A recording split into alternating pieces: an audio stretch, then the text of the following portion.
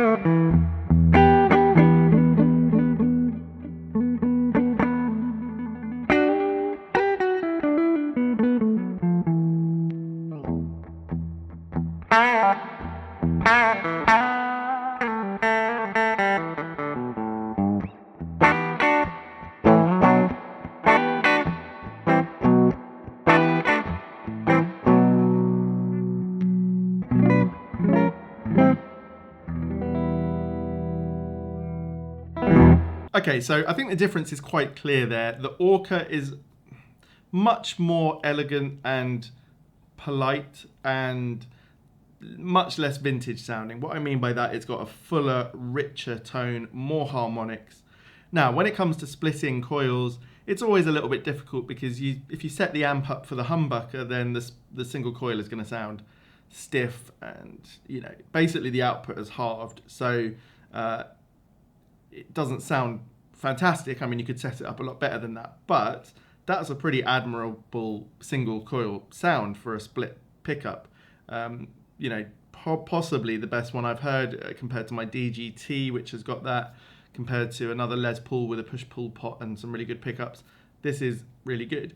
I just noticed at the end when I hit the last chord on the single coil and then on the humbucker sounds fantastic. So many harmonics going on there. That's what really differentiates it from the R9. The R9 has a much more vintage tone. I keep using that word, but it's much more accurate to the guitars that I've played, I feel. Well, it's not quite as simple as that because the 59 Les Paul and the 57 Les Paul I played did have more harmonic content than my R9. But it wasn't as compressed sounding as this Orca. And I think if someone's going to make something called a 59, they should, obviously Nick Huber's clearly someone who's probably a perfectionist. And so he's just trying to make the best guitar. It doesn't matter that he's called it a 59. But it doesn't have as much of that 59 character as I would want if I was buying a guitar for that reason. That's the best way I can put it. But it's so impressive nonetheless. It really makes my R9 sound a bit more primitive. But that isn't in any way negative anyway. music doesn't work like that. The R9 works so well for so many particular things that I love it. Okay, next we've got a really fun little demo with the Silk Tone Fuzz, my current favorite fuzz that I made a video on not too long ago, which I'll put a link here. I've set this so it's a little bit sticky and quite zippy, and yeah, let's just hear what it sounds like.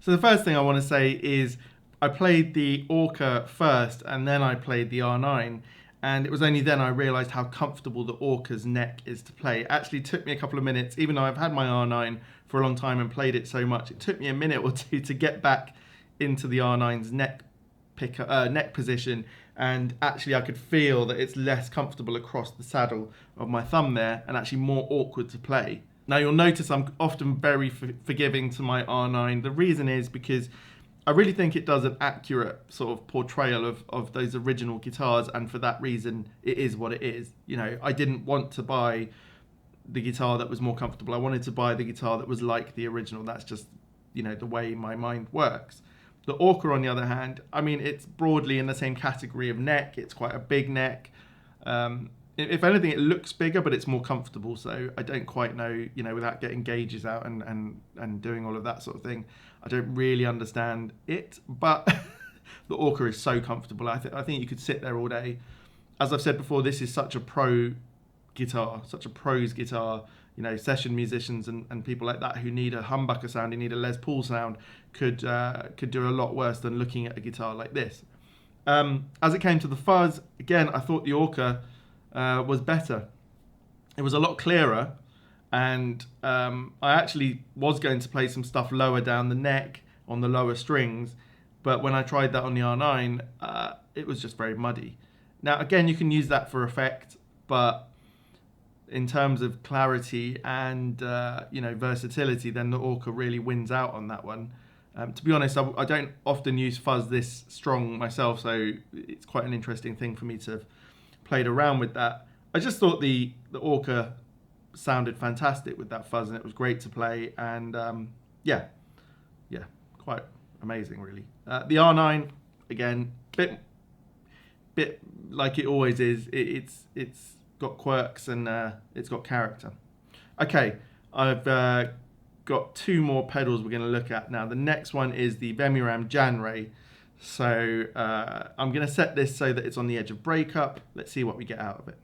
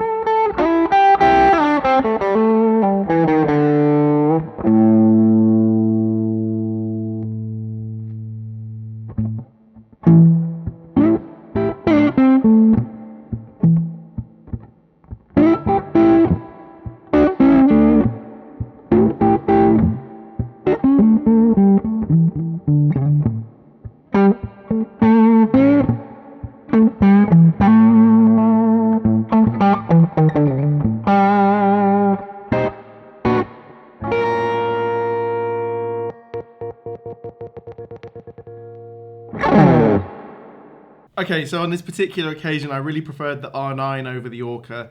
That's sometimes where the imperfections, I call them imperfections. It's just the R9 has a more unpredictable character. It just, it's just not as well polished in some ways, the sound. And therefore, when you compress slightly using a pedal like this, the R9 still stands out a lot more. Now, again, like I've said before, the Orca does a more, level, compressed sound. And therefore, if, you were making certain types of music, that's exactly what you'd want.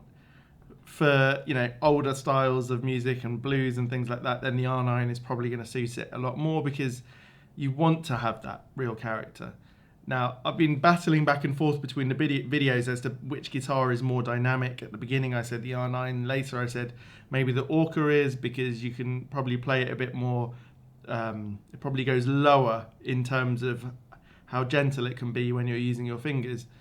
but on the other hand, the R9 will spike up a lot more. So, you know, it's difficult to say which is more dynamic. But in this particular situation, I felt more at home, more creative with the R9. So, you know, both sounded great. Yeah. Anyway, we've got one more pedal to do, and this is a pedal I don't use very often because it's pretty high gain, actually, surprisingly. This is the Gladio, which is the Dumble style overdrive, dual overdrive pedal.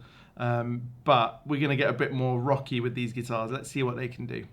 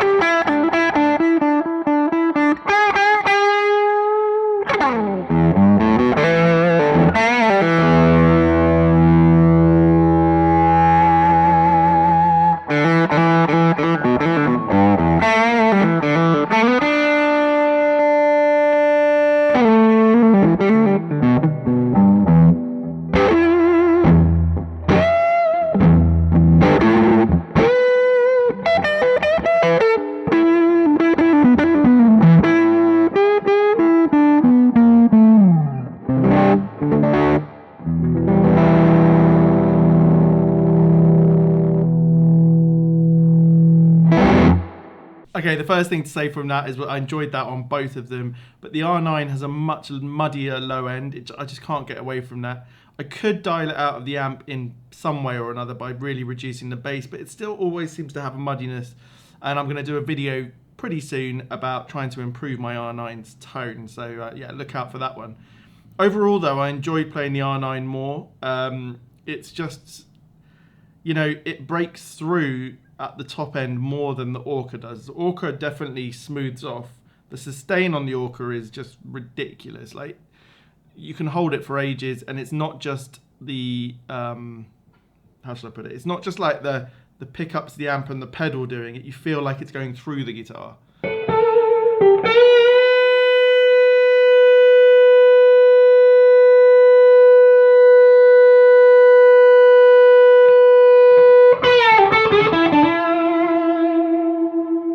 Sometimes otherwise you're getting feedback with other guitars that you think is sustained, but it's actually more like feedback. So yeah, you know what struck me, the thought that came to mind, and you know, if any of you are massive 80s rock fans, don't take this the wrong way, because I'm personally not. But I feel like this guitar was built by someone who loves the 80s. So, you know, if you want to make music like Guns N' Roses, and you know, I'm hesitant to say anything negative because, you know, it's all good stuff. It's just that's not my cup of tea. I don't want bags of sustain because that affects the way I play. So it's an interesting topic when it comes to things like that because, you know, a lot of people would just suggest that, oh, more sustain, better guitar. Yeah, more sustain, better guitar for some. For me, I like the limitation with my R9, which is, you know, obviously compared to other types of guitars, it's got a decent amount of sustain. But I would be so tempted just to leave it rolling and rolling with that sustain that it doesn't work quite for me. And at the other hand, the upper mids and the treble bite through more on the R9, which I enjoy more. And it's just got a more staccato feeling to the whole thing. So, you know, they're quite different, really. And this leads me into, I guess, the last few things I want to talk about with these. We've been talking about it in the comments over the last few weeks. I've certainly seen that. For some people, Gibson is the only thing that will do. Probably I'm one of those sorts of people. That's not just blind, you know, love for Gibson. It's because that's the sound we've grown up listening to, and therefore it's that the other ones that are making this sort of instrument aren't making that sound. Now, that doesn't invalidate what they're doing at all. Completely different ambitions, I guess, with the sound. Now, the Orca is a beautiful instrument. It's made so well. I want to show you something here, the detail of this neck access carve, and just see, I mean, I don't often play up beyond the 12th to 15th fret, but you can just see in this very short clip, which you'll see now, how comfortable it is to play up there.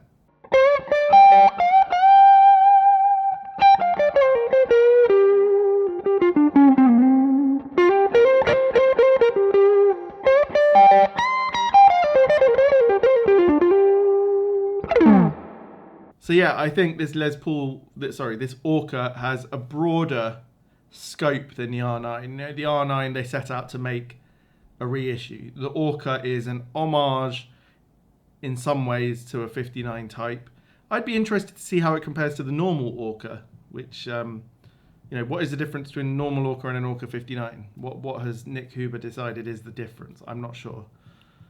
But yeah, safe to say that Orca is very versatile. It's got that split coil, which actually works really well. You've seen that in a couple of the clips. It's beautifully well made for people that are really into that attention to detail. It's got huge sustain, which can be a massive bonus for a lot of people, massive plus point, I should say. And yeah, I think it's a good instrument for pros who are making a wide variety of music. If you're into the 59 Les Paul burst thing, I just have to say the Gibson is the one for that. It has foibles, as probably the original instruments did. More foibles, more negative points than the Orca might if you were taking it from an objective point of view of technicalities on a list. But for me, the R9's imperfections add up to make an instrument that still intrigues me and excites me to this moment. And that's important to me. So throughout this series, I hope you've enjoyed seeing what, you know, these crazy guitars are really like to play. And yeah, as I said, we're going to go through a bit of R9 improvement. I'm starting with the pots. So I'll do a video about that as soon as I can get round to actually getting the soldering iron out, which always scares me, so it'll probably be a while. But anyway, thanks for watching, and yeah, see you next time. Cheers.